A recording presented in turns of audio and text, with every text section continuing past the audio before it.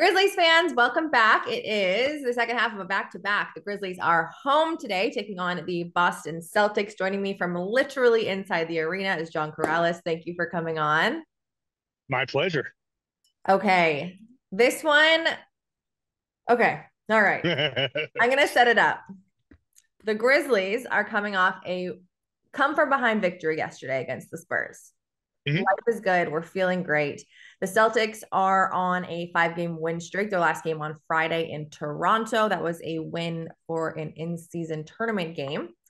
The Grizzlies will tip off tonight at 7 p.m.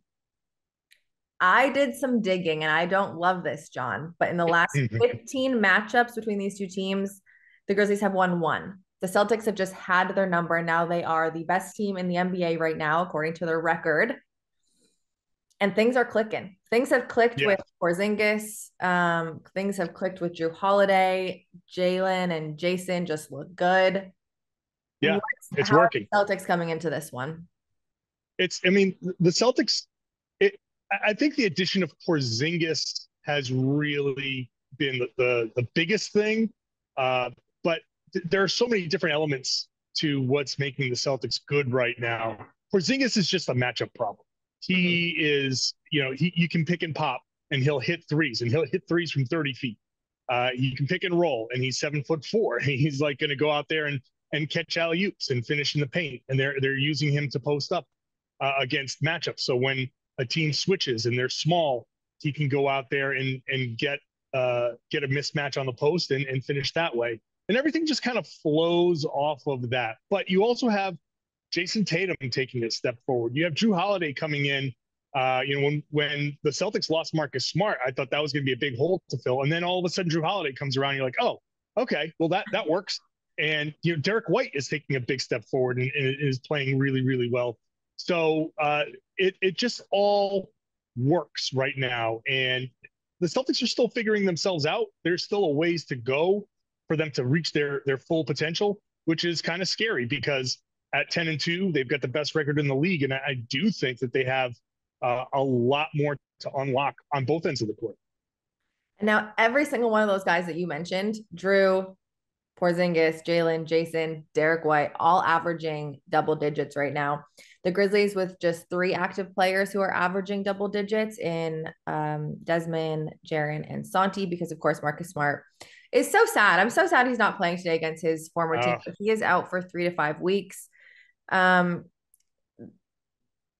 it's just the Celtics are a really high scoring team. The Grizzlies are not. yeah. What kind of game do you expect today? Because the Grizzlies are So also going to be very hungry for a win at home. They're still 0-5 at home. yeah, and look, this is a dangerous game on the schedule for the Celtics. They're coming off of uh, a good win. They didn't play their best. Now you come into Memphis, and obviously you're decimated by injuries, right? There's no sugarcoating Mhm. what's going on with the Grizzlies. Things have not gone well to start, and the emotional boost of playing against Marcus Smart is gone, Mhm. and everybody on the Boston side is sad about that because I think everybody kind of expected just some insanity on the court from Marcus. He would have done something so ridiculous because he's facing his former teammates and guys that he loves Mhm. that it really is a shame that we missed just the sheer entertainment there. So there's not a lot of juice for this game. So I wouldn't be surprised if it's a little sloppy on the Boston side. Like they really need to focus. They're starting a back to back Memphis and Charlotte, not exactly two world beaters in Mhm. the NBA right now. And that has a tendency to lead to letdowns, just naturally speaking. So if the Celtics come out and kind of are a little bit lazy, then this can be a real tough matchup because the guys that are available for the Grizzlies are NBA players, and they are paid to play this game and play it hard, and they will play it hard. Uh, so I wouldn't be surprised if Boston comes out and is down at some point in the first quarter. But if they're able to focus and come out and play strong, then you'll see a lot of drive and kicks. They'll take advantage of um, trying to put Jaren Jackson in a a blender and try to get him kind of making decisions. And we know what kind of foul trouble he gets into when that's the case. And if they can get him into the foul trouble early, then it's just going to be a barrage. They'll try to attack the basket as much as possible, and those will lead to driving kick threes. And if the 3-pointers are falling, then the Celtics can pile up 35 to 40-point quarters, and it'll get ugly quickly. I want to talk to you about the 3-pointers. I'm glad that you brought that up because the Grizzlies are last in the league right now in, or I guess the best, however you look at it, opponent 3-point percentage. They allow the highest at 41.7%. And the Celtics are number 1 in the league in 3-pointers attempted. Yes, they are. Could this be their downfall? Surprising. The Celtics will gladly take every 3-pointer that you allow them to take. They love shooting the 3-pointer. Joe Mazzulla loves shooting the 3-pointer. And look, it's part of an overall philosophy of layups, free throws, and 3-pointers. They're playing the math just like everyone else in the NBA.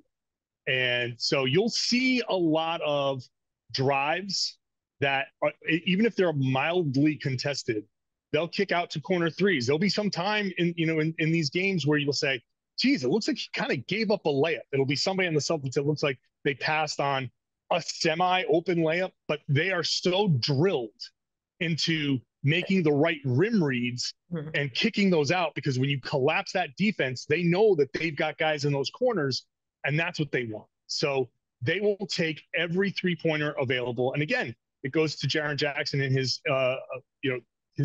hunting of block shots, and he's going to help off of somebody. And if it's not that kick to the corner, it's going to be a swing, and it's going to be an open 3 somewhere. So the Celtics can absolutely, if they're getting kind of open looks and they're starting to fall, then like I said, it's going to get ugly quickly. And, Jason Tatum's coming off a 1 for 11 night in Toronto. If he gets going early, then the whole thing is going to fall apart for you guys, because then he'll draw the overreactions, and then he'll start spraying it out himself. And Derek White and Drew Holiday and Al Horford and all those guys are going to live in the corners. And if the Celtics are getting open corner threes, it's a wrap. All right. Well, I guess that's the key. Cover those corner threes. I'd say the exact same thing when it comes to Desmond Bane. Like, you obviously want him to get going early in the game too. Mm-hmm. The only difference is you're now without, like, Luke Kennard is out. The guys who are making the threes, right? Luke Kennard is out. Marcus Smart is out. A lot of the shooters just out. You're going to need a big game from Santi Aldama, who comes off the bench. This is my second last question for you is bench points. The Grizzlies really do rely a lot on their bench right now, especially with all of the injuries that they are facing. The Celtics don't rely as much on their bench. Like, they're second last in the league in bench points. Is that because their starters have been so dominant? Yeah. Usually Joe Mazzulla has been using like an 8-man rotation. So it's the starters that we've mentioned. Al Horford's coming off the bench, and basically Sam Hauser and Derek Peyton White. Pritchard. Derek White's starting. So they're going to start White, Holiday, Tatum, Brown, and Porzingis.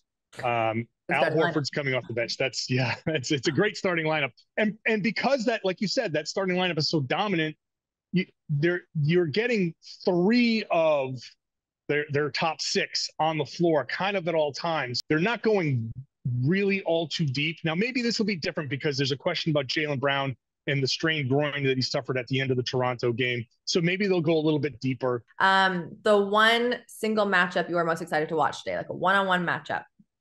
It's got to be Desmond Bane, right? It's going to be Bane against Holiday, probably. I'm expecting Holiday to just try to make his life hell out there and to disrupt him, because if at this point it's going to be if Bane can keep them in the game with his shooting, which he's certainly capable of doing, then I think that's going to be that's going to be the best one-on-one matchup. Although a secondary thing, I am curious to see what they do to try and get Jaren Jackson into foul trouble.